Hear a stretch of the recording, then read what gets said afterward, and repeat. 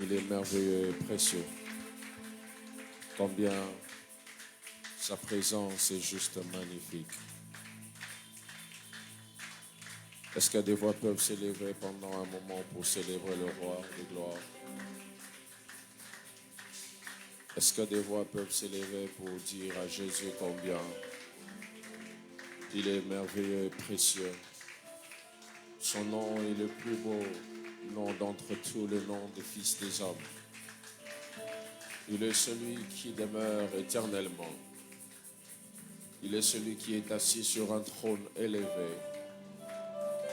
D'âge en âge, Christ, Jésus est Dieu. D'éternité en éternité, il règne. Et personne ne peut s'égaler à lui. Il est celui qui maîtrise le mystère du souffle de vie, qui se renouvelle en chaque main, chaque matin. Il est celui qui sélectionne ceux qui doivent continuer à vivre et ceux qui doivent quitter la vie. Et ce matin, il t'a mis sur sa liste parce qu'il a encore des choses à faire dans ta vie et au travers de ta vie. Il est celui qui connaît exactement le nombre de cheveux sur ta tête. Il s'appelle Jésus. Comme un puissant héros, Jésus sauve. Comme un vaillant guerrier, Jésus délivre. Comme un puissant sauveur, Jésus nous sauve. Et il nous a sauvés il y a de cela 2000 ans, en payant le prix de son sang sur la croix, pour que la loi du péché qui pesait sur nous ne puisse plus peser. Il a payé le prix du sang pour que nous ne soyons plus sous l'esclavage du diable. Jésus est digne d'être célébré dans l'assemblée des saints. Jésus est digne d'être adoré dans cet endroit où des hommes et femmes se sont réunis pour lui, pour sa seule et unique gloire. Précieux Jésus, c'est pour toi que nous sommes là. Précieux Jésus, c'est pour toi que nous nous réunissons ce matin, pour te dire que dans les cieux, sur la terre et sous la terre, nous ne connaissons pas d'autre Dieu comme toi. Nous te bénissons pour l'atmosphère de gloire. Nous te bénissons pour la nuée en ce lieu. Nous te bénissons parce que tu fais ton entrée. Tu visites, tu guéris et tu fais du bien à ces hommes et femmes qui sont là, non pas pour un homme, mais qui sont là en étant conscients de ta présence, conscients de ce que tu peux faire, conscients de ce que tu peux réaliser, conscients de ce que même tu vas faire ce matin. Nous le croyons de tout cœur, nous le savons de tous nos cœurs. Voilà pourquoi nous n'hésitons pas devant ta présence de te célébrer. Nous n'hésitons pas devant ta présence de t'exalter, parce que ton nom est glorieux, ton nom est digne d'être élevé, ton nom est digne d'être exalté, ton nom est digne d'être célébré, ton nom est digne d'être adoré. Le seul nom qui a été donné aux hommes, par lequel nous avons la possibilité d'être sauvés, le nom de Jésus, le nom devant duquel tout genou fléchit et toute langue confesse ta seigneurie. Ton nom est le plus beau nom qui a été donné aux fils des hommes. Nous sommes heureux de t'appartenir, heureux d'être dans ta maison, heureux de faire partie de ta grande famille. Toi de qui tire le nom de toute famille de la terre. Nous sommes heureux, présents en ce lieu, représentant nos familles. Nous nous réjouissons de savoir que nous avons été tirés de toi. Nous nous réjouissons de savoir que tu es la source, l'origine de tout, l'origine en tout. Rien n'a commencé sans toi. Rien ne peut se faire sans toi. Tu es le commencement et la fin de toutes choses. Devant une situation qui ressemblait à la fin selon les hommes, lorsqu'on a dit que Lazare était déjà mort et qu'il n'y avait plus de possibilité de résurrection, parce que la mort est la fin de tout homme, tu as dit je suis la résurrection, parce que tu es le commencement et la fin. Devant toi, la fin n'est pas la mort. La fin, c'est ce que toi tu appelles fin. Et tu as changé les circonstances de ce que les hommes qualifiaient de la fin de Lazare en le faisant devenir un miracle pour que cet homme revienne à la vie. Je te bénis parce que ce matin, il y aura des résurrections qui se feront dans des domaines particuliers, dans des domaines spécifiques, dans la vie de tout un chacun. de nous qui s'approchent avec foi du trône de grâce. Car ta parole nous recommande de venir avec assurance au devant du trône de grâce. Et c'est avec cette assurance que nous t'offrons nos mains. C'est avec cette assurance que nous te donnons nos cris de joie, sachant que tu es présent dans cette salle, sachant que tu es présent dans cette maison, sachant que tu règnes, sachant que tu gouvernes, sachant que tout ce qui se fait ici est sous ton contrôle. Tu es le seul qui mérite, le seul qui est digne de recevoir l'honneur, la gloire, la louange. Que ton nom soit béni, Adonai.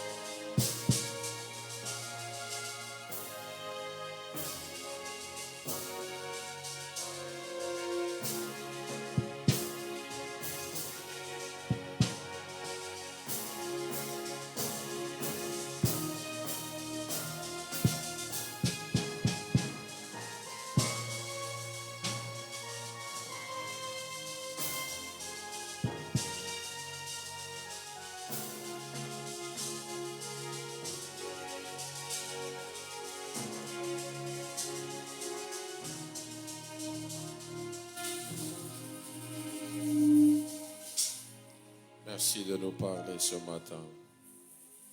Et merci de nous faire du bien au travers de ta parole. Merci de changer nos vies. Merci de libérer ta gloire. Père, nous comptons sur toi. Fais-nous du bien au nom de Jésus. Amen. Qui acclame bien pour le Seigneur. Acclame bien pour Jésus. Alléluia.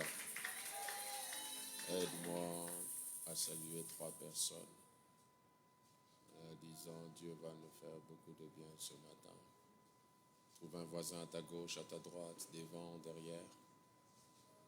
Et dis-lui, Dieu te fera beaucoup de bien ce matin. Alléluia. Nous pouvons nous asseoir. Quelqu'un est dans la joie d'être ici ce matin. Je disais, quelqu'un est dans la joie d'être ici ce matin. Alléluia. Dieu soit béni. Et je ne sais pas si la fatigue de Abia continue, ou soit si c'est le climat qui a mis certaines personnes en retard, mais nous n'allons pas attendre, nous allons avancer. Alléluia. Nous allons avancer parce que ceux qui prennent leur vie ou leur relation avec Dieu au sérieux ne peuvent pas dépendre d'un climat aussi beau pour venir au culte. Donc tout dépend de l'attachement que vous avez pour Dieu, pour les choses de Dieu. Et c'est ce qui justifie votre empressement dans votre manière de servir le Seigneur. Et que Dieu te bénisse, toi qui as fait preuve de bravoure ce matin. Alléluia. Nous sommes bénis depuis le vendredi. Et nous bénissons d'abord Dieu pour ce qu'a été Abia. Que des témoignages merveilleux. On acclame le Seigneur. Des témoignages merveilleux. Dieu a libéré une onction d'emploi. Il y a tellement de gens qui ont été visités dans le domaine du travail. Et je bénis le Seigneur pour ça. Je bénis le Seigneur aussi pour les guérisons, parce que c'est l'une des choses qu'on a beaucoup expérimenté pendant ce programme de Abia et nous bénissons Dieu pour tout ce qu'il a fait dans sa maison. Et surtout, j'ai été très touché quand un frère qui avait un problème de sucre s'est retrouvé guéri après un culte. Alléluia. Ça montre que Dieu s'était vraiment décidé de nous faire beaucoup de bien. Et nous sommes contents pour cela. Et il continuera à le faire encore ce matin. Alléluia. Et il a commencé déjà à le faire encore depuis vendredi au travers de son serviteur qui nous vient de la ville de Goma. Et Dieu l'a envoyé pour parler à une vie, parler à une destinée, déposer une sémence de bénédiction. Alors, je crois que ce matin, alors qu'il finit, Dieu va passer encore une fois de plus par lui pour nous faire du bien. Si tu le crois aussi, tu donnes un bon amen. Alors que j'invite du haut de la chaire le docteur Fabrice, est-ce que l'Église peut le recevoir en acclamant pour le Seigneur? Acclame bien pour Jésus.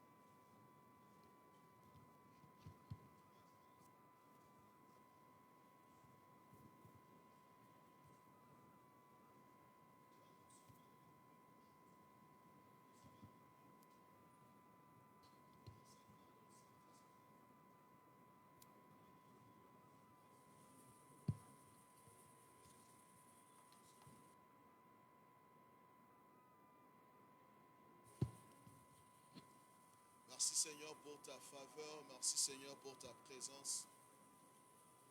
Nous avons soif de toi, nous avons faim de ta parole. Et ce matin, Éternel, nous sommes disposés à t'écouter, nous sommes disposés à recevoir ces mets spirituels que toi tu as prévus pour nous. Précieux Saint-Esprit, je m'incline devant ta grandeur, je m'incline devant ta souveraineté, je m'incline devant ta suprématie. Lorsque tu viens encore parler à une vie, lorsque tu viens encore propulser une destinée.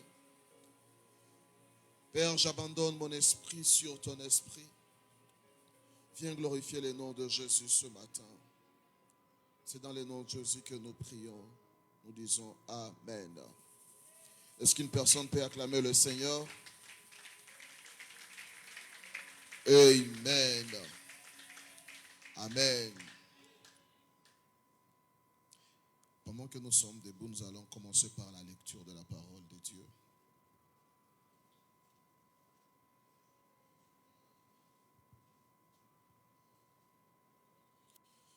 J'aimerais nous proposer un chapitre de la Bible que nous connaissons très bien et y tirer quelques leçons de vie, quelques leçons de la marche et faire quelques déclarations prophétiques et impacter certaines destinées en ces lieux. Jean chapitre 9, nous commençons à partir du premier verset. Jean chapitre 9, la Bible dit ceci. Jésus vit en passant un homme aveugle et de naissance. Ses disciples lui firent cette question. Rabbi, qui a péché, cet homme ou ce parent, pour qu'il soit né aveugle? Jésus répondit, ce n'est pas que lui ou ce parent ait péché, mais c'est afin que les œuvres de Dieu soient manifestées en lui. Il faut que je fasse tandis que le jour, les œuvres de celui qui m'a envoyé. La nuit vient où personne ne peut travailler. Pendant que je suis dans le monde, je suis la lumière du monde. Après avoir dit cela, il cracha à terre et fit de la boue avec sa salive. Puis il appliqua cette boue sur les yeux de l'aveugle. Et il dit, va, et lave-toi au réservoir de Siloé, nom qui signifie envoyé. Il y alla, se lava et s'en retourna voyant clair. Je sens que ce matin, il y a quelqu'un qui va voir clair. Ses voisins et ceux qui auparavant l'avaient connu comme un mendiant disaient, n'est-ce pas là celui qui se tenait assis et qui mendiait? Les uns disaient celui, d'autres disaient non, mais il lui ressemble. Et lui-même disait, c'est moi. Amen. Est-ce qu'on peut acclamer pour la parole de Dieu? Nous pouvons reprendre nos places.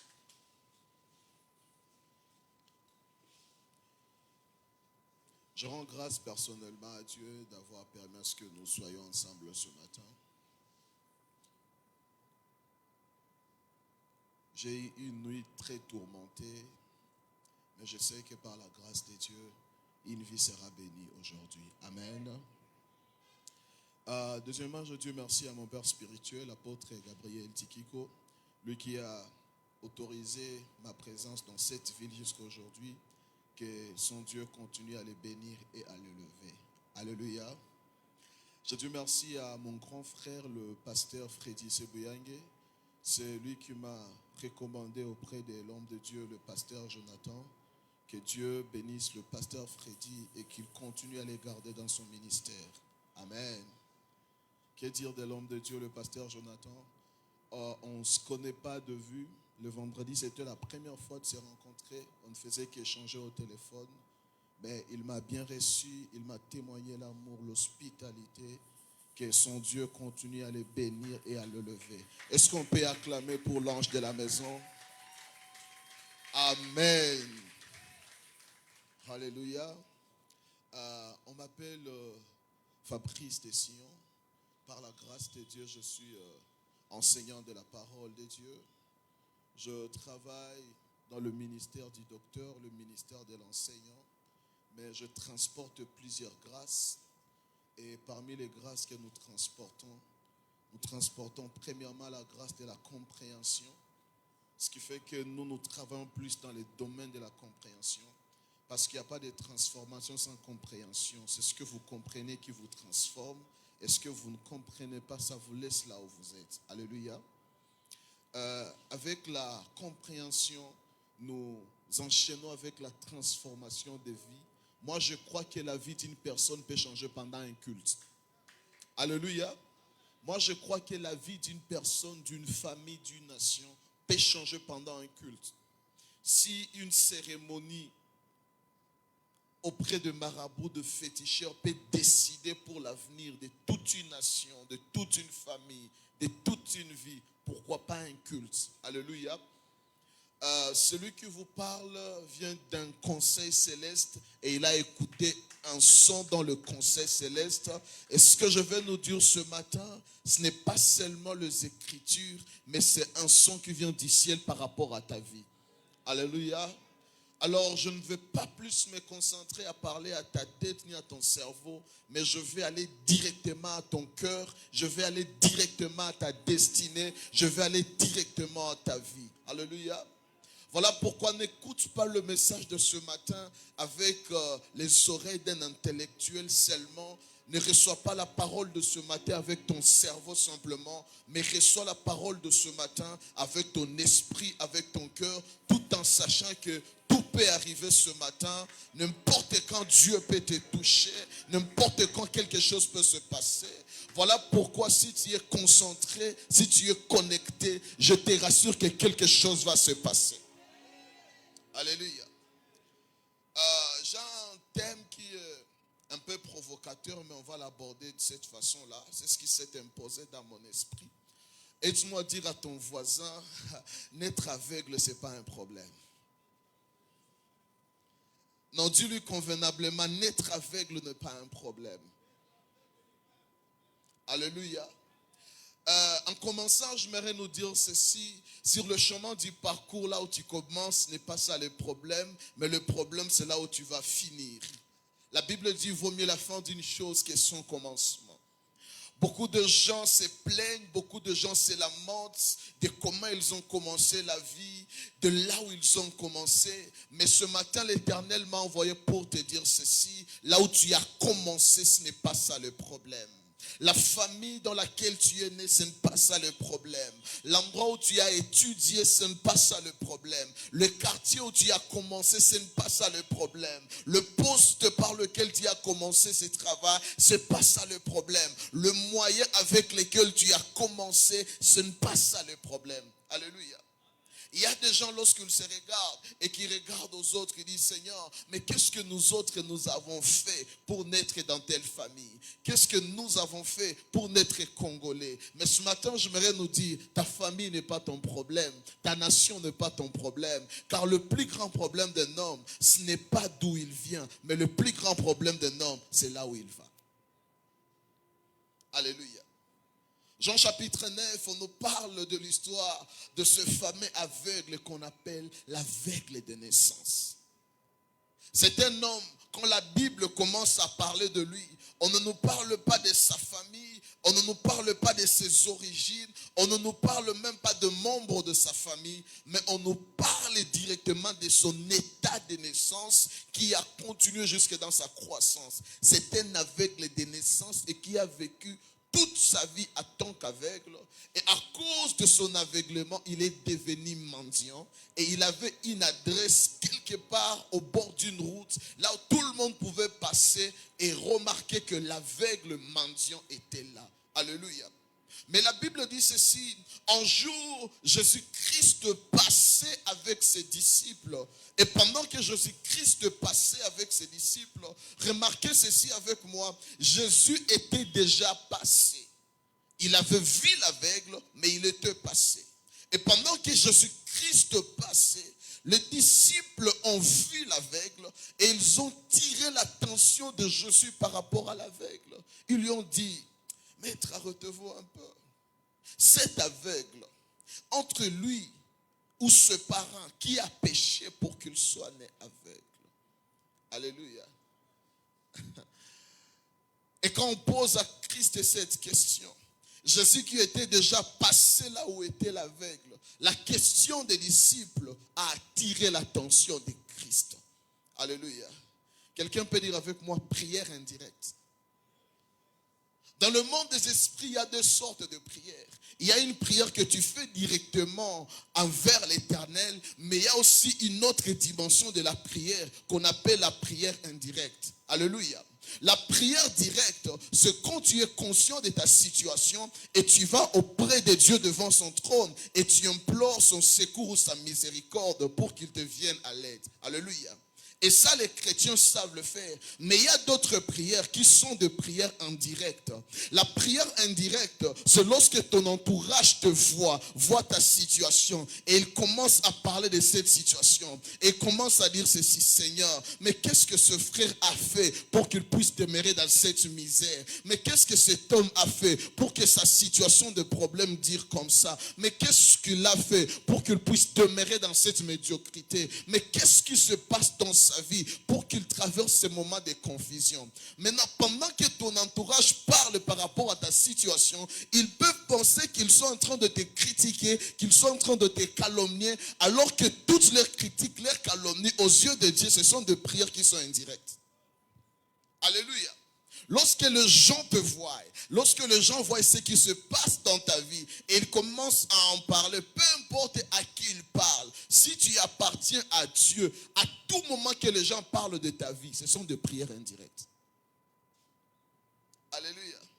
Voilà pourquoi les grands esprits n'ont pas peur de ceux qui parlent contre eux. Que les gens parlent, au fur et à mesure qu'ils sont en train de parler, ce sont des prières indirectes. Il y a des gens qui se lamentent disant, on a fait des réunions contre moi, tel et tel se sont assis et ils ont commencé à parler ceci sur ma vie. Bien-aimé, si tu comprends que tout ce qu'ils sont en train de faire, ce sont des prières indirectes, tu vas commencer à dire à Dieu, Seigneur, augmente le nombre de gens qui me critiquent. Alléluia. Ce matin, je prie que l'Éternel puisse augmenter le nombre de gens qui parleront de ta vie. Qu'ils parlent en mal ou en bien, peu importe ce qu'ils disent, ça va arriver jusqu'aux oreilles de l'Éternel. Alléluia. Maintenant, pendant qu'il parlait, la Bible dit ceci, Jésus s'est arrêté et il a dit ceci à ses disciples. Ce n'est pas que cet homme ou ce parent ait péché pour qu'il soit né aveugle, mais cet homme est né aveugle afin que les œuvres de Dieu se manifestent dans sa vie. Alléluia. Laisse-moi vous rappeler une leçon en mathématiques. Vous voyez dans la leçon des ensembles, quand on te présente un ensemble, la plupart des ensembles ont des éléments et d'autres ensembles, on peut même dire que ce sont des ensembles vides, même s'il n'y a pas en réalité un ensemble qui est vide. Mais quand vous voyez un ensemble, si on prend par exemple cette chair comme ensemble, il y a le stylo et il y a la Bible sur cette chair. La chair comme ensemble a ces deux éléments, les stylos et la Bible. Alléluia. On a ramené Jésus à la même réalité. On lui dit, entre le parent ou l'aveugle qui a péché afin qu'il soit né aveugle. Alléluia. Maintenant, Jésus, dans sa réponse, il ne parle ni de parents, il ne parle ni de l'aveugle, mais il donne une réponse qui n'est pas dans l'ensemble. Alléluia. On lui pose une question en lui proposant déjà le piste de réponse. Entre le parent ou l'enfant qui a péché pour que l'enfant soit né aveugle. Mais quand Jésus répond, dans sa réponse, il n'y a ni le parent, il n'y a ni l'enfant, mais il présente autre chose. Alléluia. Qu'est-ce que j'aimerais nous dire? Il y a des questions que les gens se posent par rapport à ta vie et dans leurs questions, il n'y a aucune réponse par rapport à ta vie. Alléluia. Il y a les gens qui veulent savoir la raison d'être de ta situation. Et toutes les informations qu'ils ont par rapport à ta situation ne peuvent donner aucune réponse, ni aucun élément de réponse par rapport à ta situation. Alléluia. Et quel était le piège ce jour-là? Le piège ce jour-là, c'était par rapport à ce qu'on appelle la sphère temporelle. Quelqu'un peut dire avec moi le temps. Quelqu'un peut dire avec moi le temps. Nous savons très bien que le temps est subdivisé en trois grandes parties. Il y a le passé, le présent et le futur. Quand les disciples sont en face de Jésus, il dit ceci, entre le parent et l'enfant, qui a péché? La question est focalisée par rapport au passé. Qui a péché pour que l'enfant soit né aveugle? Alléluia. En d'autres termes, ils sont en train de dire ceci. Qu'est-ce qui s'est passé dans le passé de cet homme pour que son présent ait cette nature? Alléluia. En d'autres termes, le disciple était en train de dire ceci à Jésus. Quel est l'élément du passé de cet homme ou de ses parents qui explique son présent? Est-ce qu'on est ensemble? La nature des hommes, c'est vouloir expliquer le présent par le passé. Est-ce qu'on est ensemble? Maintenant, la réponse de Jésus, quand Jésus vient de donner la réponse, il dit ceci. Ce n'est pas parce que le parent ou l'enfant ait péché. Cela veut dire ceci. Ce que vous cherchez n'est pas dans le passé. Mais cet homme est né aveugle pour que les œuvres de Dieu se manifestent dans sa vie. Alléluia. Alors Jésus était en train de leur dire ceci. Les raisons que vous cherchez dans le passé ne sont pas dans le passé. Les raisons que vous cherchez dans le passé se trouvent dans le futur. Alléluia. J'aimerais dire ceci à une personne. Quand tu traverses un moment présent que tu ne comprends pas et que ton passé ne peut pas expliquer, sache que la meilleure explication de ce moment se trouve dans ton futur. Alléluia. Lorsque les choses que tu vis aujourd'hui, tu regardes ta famille, tu regardes tout ce par quoi tu es déjà passé, tu te dis Seigneur, mais qu'est-ce que je fais pour que je sois comme ça? Pendant que tu ne comprends pas cela dans ton passé, sache que ton futur peut mieux l'expliquer. Voilà pourquoi ceux qui marchent avec Dieu, ils ne sont pas esclaves du passé, mais ils sont attachés à leur destinée. Ceux qui connaissent l'Éternel, ils ne sont pas esclaves des choses qui se sont déjà passées, mais ils s'attachent aux choses qui vont se passer. Non, je reprends. Ceux qui marchent avec Dieu, ils ne sont pas esclaves des choses qui se sont déjà passées, mais ils sont attachés à ce qui va se passer. J'aimerais dire ceci à une personne. Ton passé ne peut pas expliquer ton présent. Ton passé ne peut pas expliquer ta destinée. Ton passé ne peut pas tout déterminer sur la ligne de ta vie. Ceux qui se concentrent sur ton passé vont commettre des erreurs par rapport à ton présent. Mais il y a un Dieu qui dit ceci dans Jérémie. Avant que tu n'entres dans le ventre de ta mère, moi l'Éternel, je te connaissais déjà. Pendant que les gens se concentrent sur ta vie, Dieu lui se concentre sur ton existence. Alléluia. Dieu dit ceci à Jérémie, avant que tu n'entres dans le ventre de ta mère, moi l'Éternel, je te connaissais déjà. Cela veut dire ceci, ta vie ne commence pas par ta naissance. Pourquoi? Parce que naître aveugle, ce n'est pas un problème. Parce que la vie d'un homme ne commence pas par sa naissance. La vie d'un homme commence par son existence. Avant de naître sur la terre, tu as existé en Dieu. Quand vous voyez la création de l'homme, dans Genèse 1:26, Dieu dit ceci, créons l'homme à notre image, faisons l'homme selon notre ressemblance. Et à 27, Dieu créa l'homme et la femme. Dieu avait déjà créé l'homme. L'homme existait déjà. Mais quand vous lisez Genèse 2 au verset 7, la Bible dit ceci, Dieu forma l'homme. L'homme qui existait déjà a été formé dans Genèse 2. Pour dire ceci, l'homme ne commence pas avec Genèse 2. L'homme commence depuis Genèse 1. Il existait déjà, mais il est né maintenant en Genèse 2. J'aimerais te dire ceci, ceux qui te voient, ils te voient en retard. Avant que ta famille ne te voie, Dieu t'avait déjà vu. Avant que ton voisin ne te voie, Dieu t'avait déjà vu. Avant que ton voisin ne te connaisse, Dieu t'avait déjà connu. Voilà pourquoi toutes les informations que l'on peut donner sur toi, si cela ne vient pas de Dieu, ça peut être soit des fausses informations ou des informations incomplètes. J'aimerais te dire ceci, tu n'es pas esclave des conditions de ta naissance, mais tu es soumis aux conditions de ton existence. Quand Dieu te voit, il ne te voit pas pauvre. Quand Dieu te voit, il ne te voit pas médiocre. Quand Dieu te voit, il ne te voit pas en bas. Quand Dieu te voit, il ne te voit pas mendiant. Quand Dieu te voit, il ne te voit pas aveugle. Quand Dieu te voit, il est en train de te dire que le faible dise je suis fort, que l'aveugle dise je peux voir, que les pauvres disent je suis riche.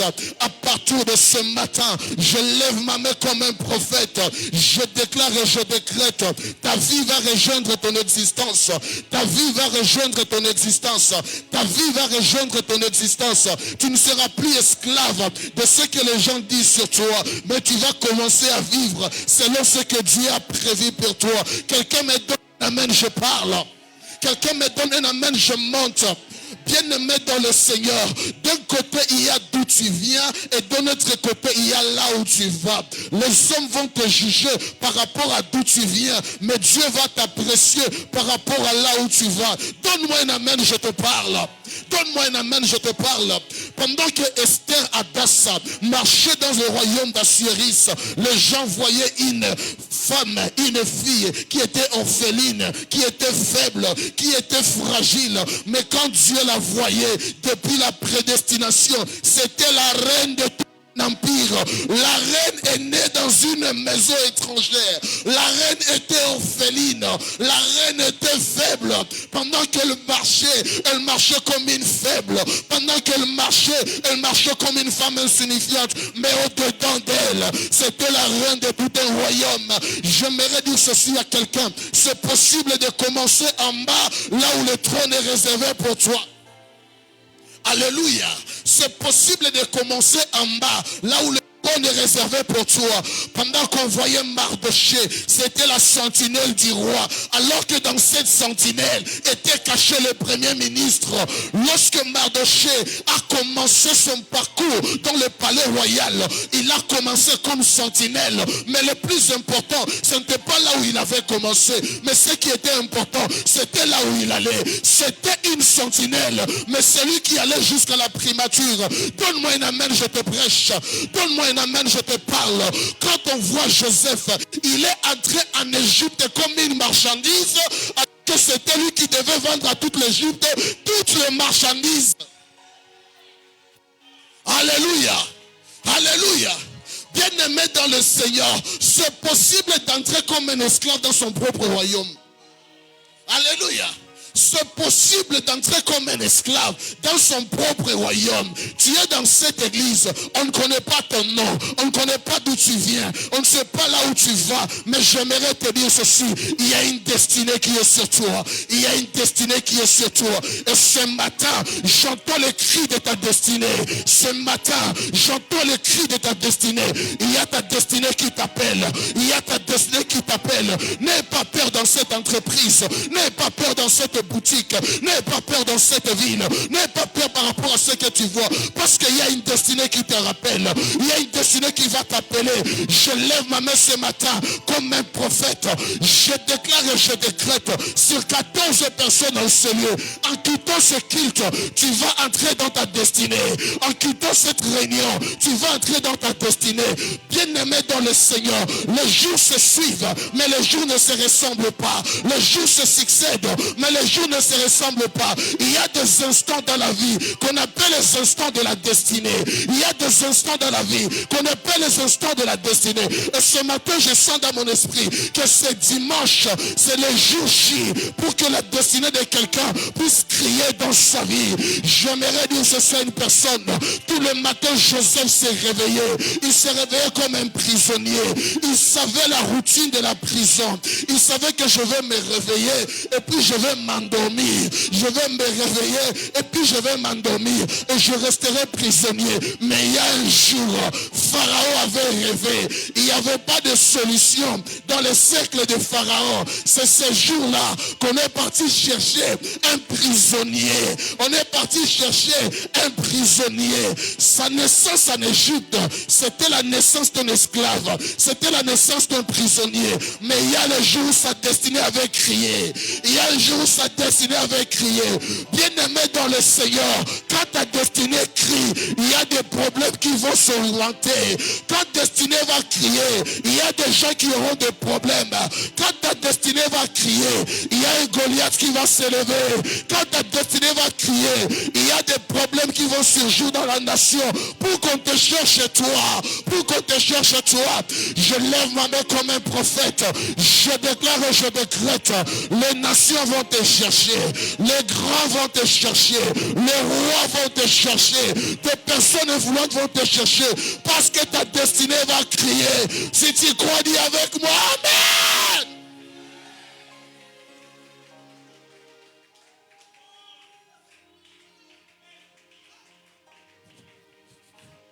Alléluia. Dis avec moi la destinée. Dis avec moi la destinée.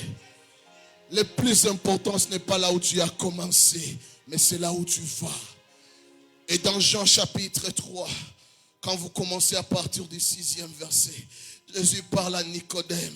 Il lui dit ceci: ce qui est né de la chair est chair, mais ce qui est né de l'esprit est esprit. Or, celui qui est né de l'esprit, il est comme le vent. On ne sait ni d'où il vient, ni où il va. On ne sait ni d'où il vient, ni où il va.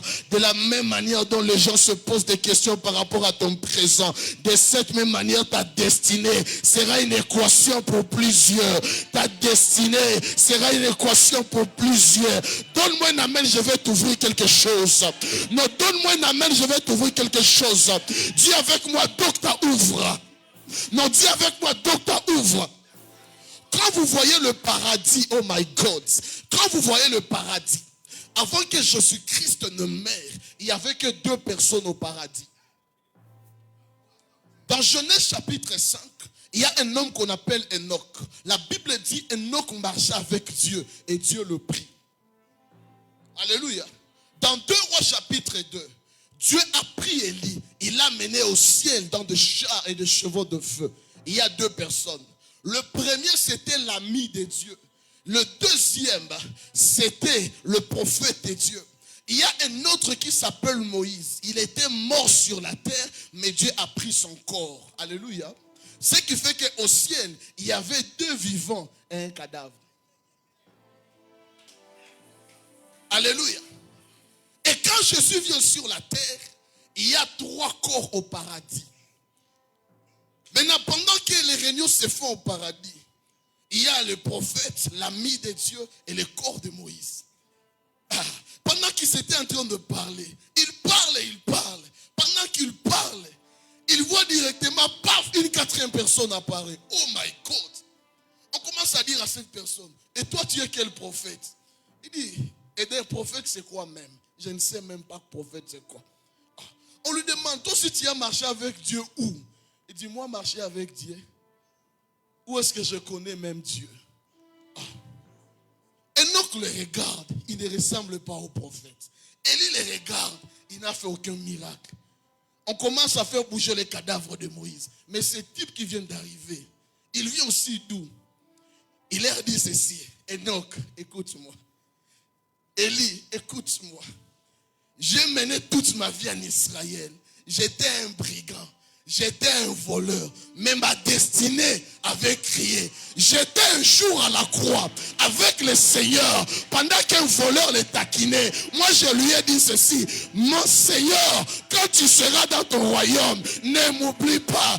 Et Jésus lui dit ceci, ce n'est pas question de quand, aujourd'hui même, je serai avec toi dans le paradis. Et le brigand, parce que sa destinée n'était pas liée à la terre, sa destinée, c'était le paradis.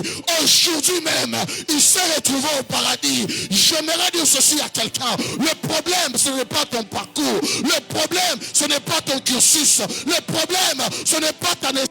Le problème, ce n'est pas là où tu as commencé. Mais le plus grand problème, c'est ta destinée. Alléluia. Israël le connaissait comme un brigand. Israël le connaissait comme un voleur. Israël le connaissait comme un malfrat. Mais quand il a rencontré la grâce, la grâce l'a mené dans sa destinée. La grâce l'a mené dans sa destinée. Je lève ma main comme un prophète. Je prie ce matin que le Dieu du pasteur Jonathan te fasse grâce ce matin. Et que la grâce t'amène dans ta destinée. Et que la grâce t'amène dans ta destinée. Et que la grâce t'amène dans ta destinée. Il y a des personnes en ces lieux. Les gens vous ont marginalisé. Les gens vous ont mis de côté. Les gens vous ont même écarté. Mais je suis venu avec une nouvelle grâce. La grâce d'un alignement nouveau. La grâce d'un alignement nouveau. Tu seras réaligné. Tu seras réaligné. Tu seras réaligné. Peu importe ce qu'on dit sur toi, c'est ta destinée qui va décider. Alléluia. Assieds-toi, je vais enseigner un tout petit peu.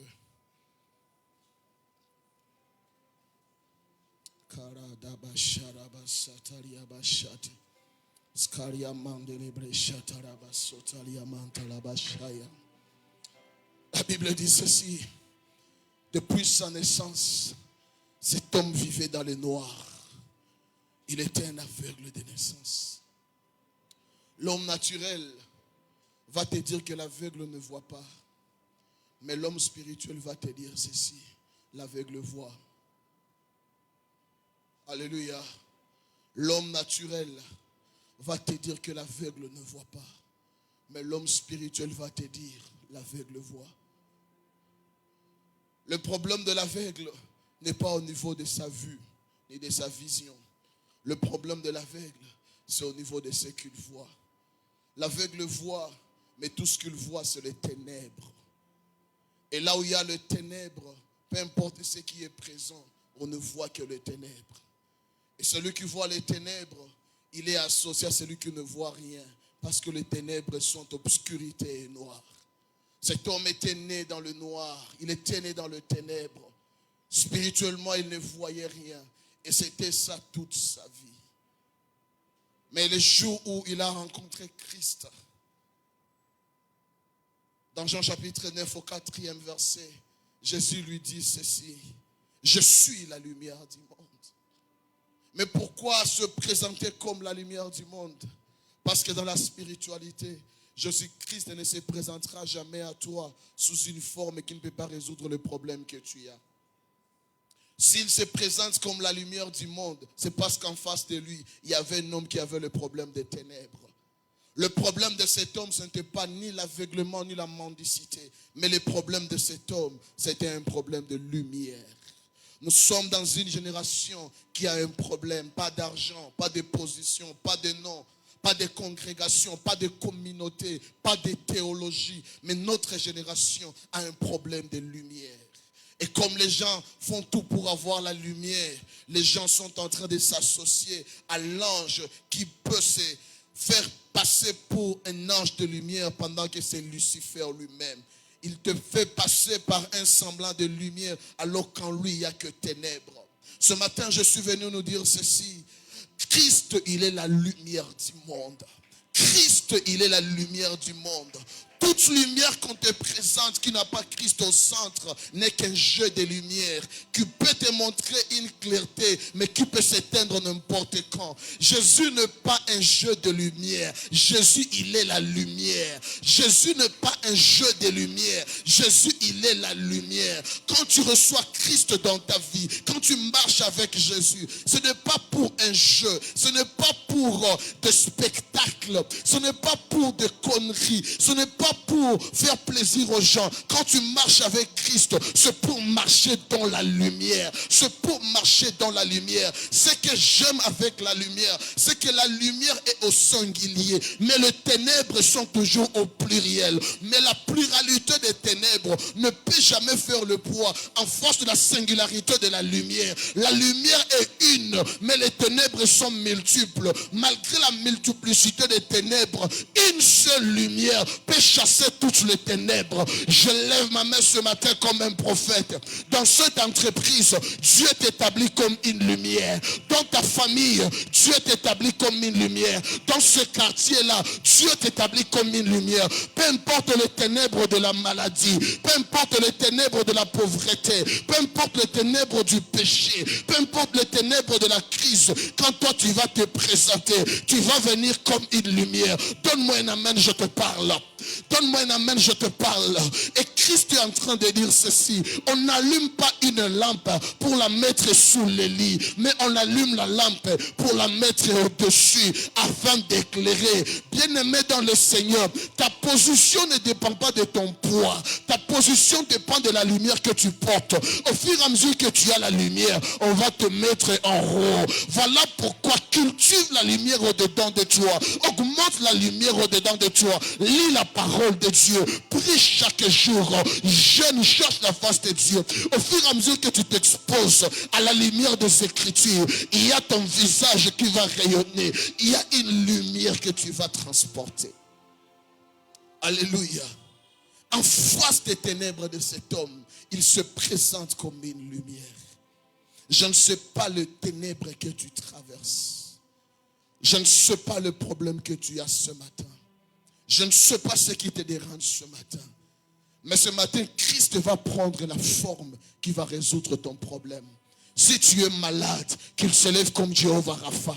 Si tu as besoin de quelque chose, qu'il s'élève comme Jéhovah Jireh. Si tu traverses des combats, qu'il s'élève comme Yahweh Sabaoth. Si tu as un problème de consécration, qu'il s'élève comme Yahweh Mekadishkem. Si tu as un problème d'âge, qu'il s'élève comme Elolam, le Dieu de toute éternité. Si tu as un problème d'élévation, qu'il s'élève pour toi comme Jéhovah El Elyon, le Dieu de toute hauteur, qu'il t'amène dans les hauteurs de sa présence. Si tu as un problème de justice, qu'il s'élève comme Yahweh Chikenu, le Dieu qui va faire la justice dans ta vie. Ce matin, que l'Éternel prenne la forme de ta solution. Alléluia. Alléluia. La Bible dit ceci: Christ a vu cet aveugle. Et quand il l'a vu, il a dit à ses disciples, qu'il a un peu, je veux faire quelque chose. Cet homme pour qui vous êtes en train de vous poser beaucoup de questions, c'est mon chantier. Alléluia. Quelqu'un dira avec moi les chantiers de Jésus. Vous savez, dans Genèse chapitre 2, lorsque Dieu formait l'homme, la Bible dit ceci. L'Éternel fit la boue et il donna cette forme à la boue. Et il insuffla dans cette boue le souffle. Et l'homme devait une âme vivante. Alors la même chose que le Créateur a fait au commencement. Quand Jésus a vu cet homme, il a dit, oh, mais toi je faisais ta création, mais tu m'as fui avant que je ne mette tes yeux sur toi. Alors viens ici. Je vais finaliser ce que j'avais commencé depuis. Voilà pourquoi Christ fit la boue et il plaça dans ses yeux. Pourquoi? Parce que le matériel qui forme le corps de l'homme, c'est quoi? C'est la poussière. Et ce jour-là, cet homme était en face de son Créateur. Alors le Créateur a dit ceci, je veux finaliser ce que j'avais commencé. Je prie ce matin que le Dieu du pasteur Jonathan finalise ce travail qu'il a commencé avec toi. Je ne sais pas l'étape dans laquelle tu es. Je ne sais pas la phase dans laquelle tu te trouves. Mais ce matin, il y a une onction qui va finaliser les choses. Ces projets-là seront finalisés aujourd'hui. Ces trucs-là dans lesquels tu travailles vont être finalisés aujourd'hui. Si ta guérison n'était pas complète, elle sera complétée aujourd'hui. Si ton compte n'était pas encore complet, ton compte sera complété aujourd'hui. Alléluia. Le Créateur, il a toujours le pièce de rechange de ses créatures. Pendant que les hommes ont peur des dégâts qu'il y a dans ta vie, ton Créateur n'a pas peur des dégâts qu'il y a dans ta vie. Parce que tout ce que tu n'as pas, lui, il les détient. Parce que celui qui t'a fait. Le Seigneur sait comment pallier à tous nos manquements. Parce que c'est lui qui nous a fait. Alléluia. Je ne sais pas s'il faut que je libère cette réalité. Alléluia.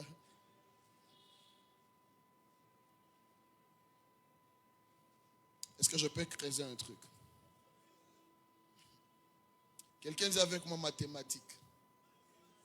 Quelqu'un dit avec moi mathématiques. Cet homme, il était aveugle. Alléluia. Cet aveuglement, c'était un désavantage. Or, dans le maths, les signes qui désavantagent les opérations, c'est les signes de soustraction. Suivez-moi très bien. Il est né avec un signe de soustraction. Quand il rencontre Jésus, Jésus lui dit ceci. Si j'amène une addition à ta soustraction, plus fois moins, sera toujours quoi?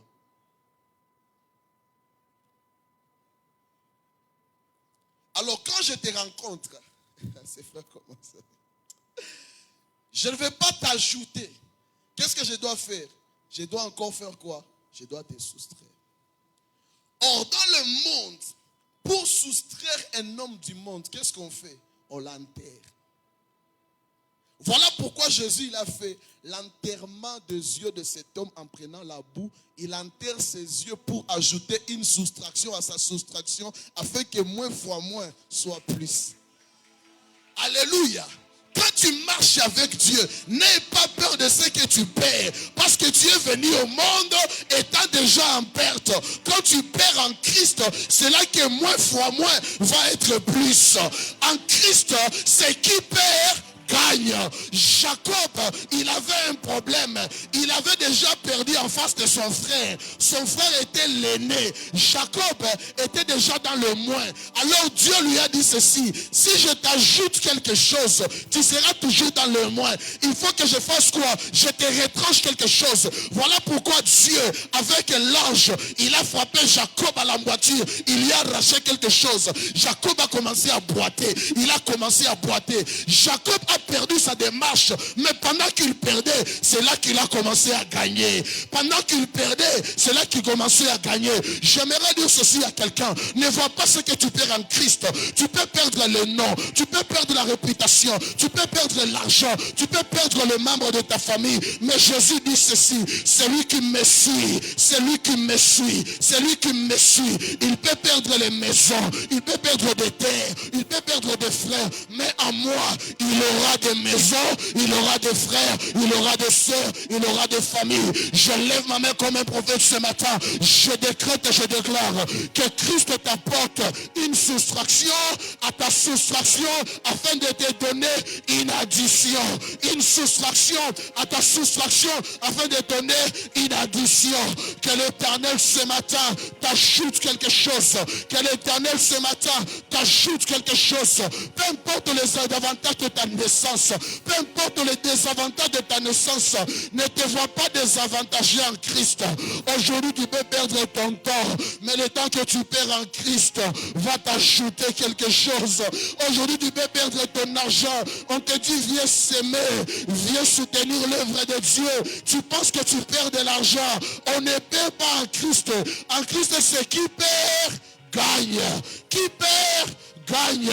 Oh my God. Si un enfant accepte de perdre 5 pains et 2 poissons, il va gagner des paniers de pain et de poissons. Moïse, si tu acceptes de perdre ta verge, tu vas gagner des serpents dans ta verge.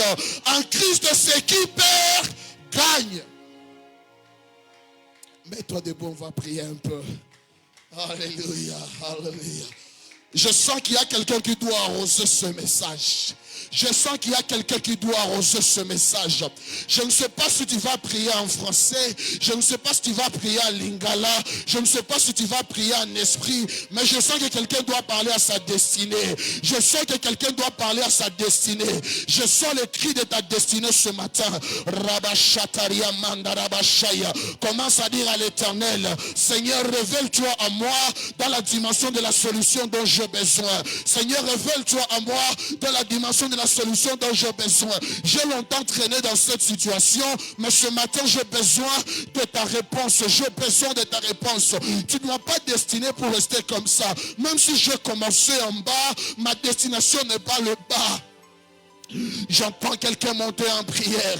Rachata la brada yabasata. Rikanta libro d'agashada baya. Reketele mandere brede yaba. Li procheketele mazubraida. Le kantali abrade beshata. Rababa shekeria mama. Indere besherebe de gozada rababa.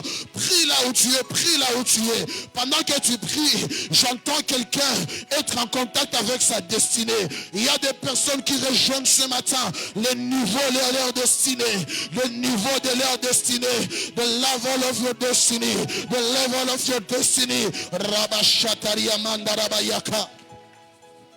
Shabradala mazubra de katalabaya ribro shekere mandoro bo zabradaya roma shekete lebra escoli mandoloria mantariaba shomre begedia no sata limosko tole ketudahia shemru malakete dea lo prato sheperide remetu sapariba ida koshaya imroba la kantuta kayaba.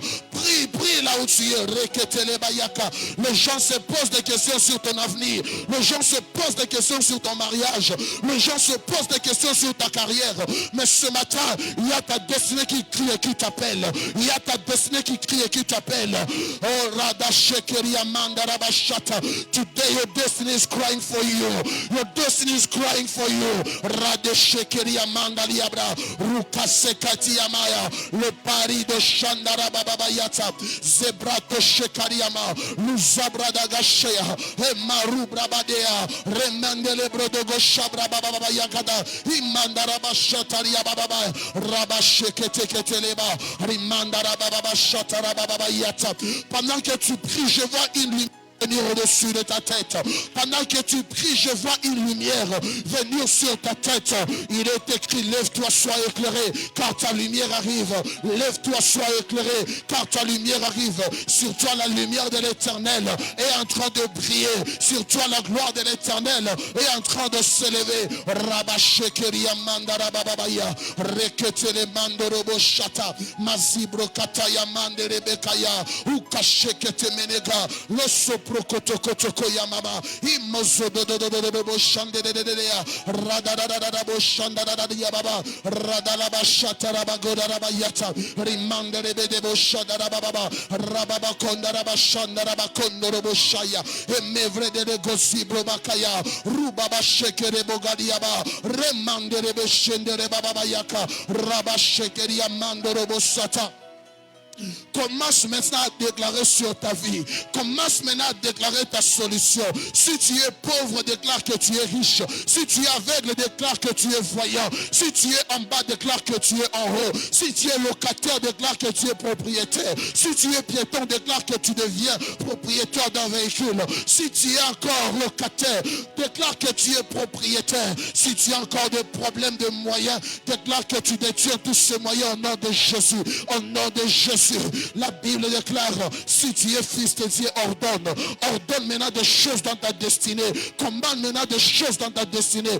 Commence à commander ta guérison. Commence à demander ta provision. Commence à commander ta provision. Tu es approvisionné ce matin. Tu es propulsé ce matin. Ta destinée est en train de shifter ce matin. Santa Bradirosh, Rebedebo Shandaria Baba Koria Bayada, Rabashata Rabako Rababa Shaya, Rabasheketerebo Santa. Hallelujah. Hirababa Sherebandorobo Sata. Thank you, Holy Ghost. Thank you, Holy Spirit. Tu vas m'aider à être calme là où tu es. Shatalabra Satalaba Shata. Reke Satali Abradaba Shaya. Aide-moi à lever légèrement tes deux mains là où tu es. Karabasharaba Sata. Ratalaba Shandaraba Soria Baba Shata. Irababa Baba Shandaraba Saraba Shandaraba Saya. Koraba Shekere Mandalabria Sote. Lumandalaba Shatalaba Santa. Leke Mandalaba Supradalaba Shata. La Bible déclare, puis Dieu dit que la lumière soit, et la lumière fut. Seigneur, je lève ma main droite ce matin, sous l'onction apostolique et prophétique. Je déclare sur quiconque traverse des moments de confusion, des moments d'incompréhension, des moments de stagnation, des moments d'obscurité, que la lumière soit dans sa vie, que la lumière soit dans sa famille, que la lumière soit dans ses entreprises, que la lumière soit dans son travail, que la lumière soit dans son ministère, que la lumière soit dans sa santé, que la lumière soit dans ses enfants. Père, que le départ de ton peuple ne soit pas une limite pour leur vie. Amène-le au-delà de là où ils ont commencé. Tu n'es pas un Dieu d'œuvre inachevée. Tu es le Dieu d'œuvre achevée. Viens achever, viens accomplir, comme tu l'as dit à la croix. Tout est accompli. Seigneur, lorsque leur famille soit accomplie, lorsque leur business soit accompli, que leur projet soit accompli, que leur ministère soit accompli, que leur vie soit accomplie, que plus rien ne soit comme avant dans leur vie. Au nom de Jésus. Amen. Est-ce qu'on peut donner à Dieu une offrande d'acclamation?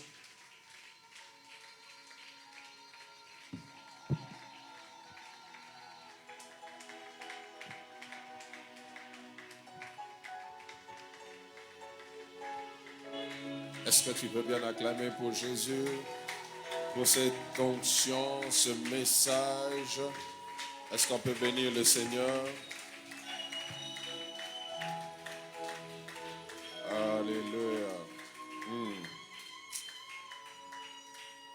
En tout cas, maman Julienne doit avoir un trophée. C'est mon lolo particulier. Amen. On va prier pour les offrandes. Père, bénis ces offrandes que nous apportons dans ta maison. Agrée-les de tous ces hommes et femmes qui veulent exprimer leur reconnaissance à toi par ces présents. Au nom de Jésus, que nous avons ainsi prié. Amen. Nous pouvons prendre place. Quelqu'un a été béni ce matin. Est-ce qu'on peut encore acclamer le Seigneur pour la vie du docteur? Dieu n'est pas qu'à Kinshasa. Alléluia. Il y a des gens qui ont Dieu et qui ont la chose de Dieu, mais souvent les hommes de Dieu de Kinshasa sont trop prétentieux, des fois avec des vases vides. Alléluia. Que Dieu soit béni pour ce message. Nous allons offrir au Seigneur les paniers que tiennent les protocoles, c'est pour nos offrandes d'amour. Et le panier qui est là, nous allons nous connecter à cette onction qui nous a parlé.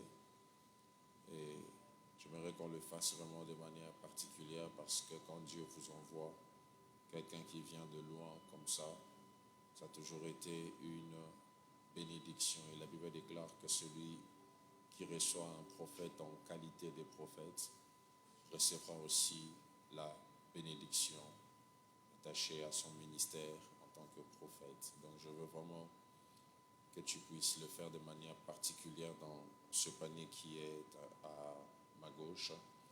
Le panier du milieu, c'est pour ceux qui ont des engagements ou ceux qui n'ont pas pu remettre leurs actions de grâce le dimanche passé. Et le panier qui est à ma droite, c'est pour nos dîmes, nos prémices. Et pour ceux qui nous suivent en ligne, les moyens de donner les offrandes vous seront affichés par le média. Est-ce qu'on peut avancer avec nos offrandes?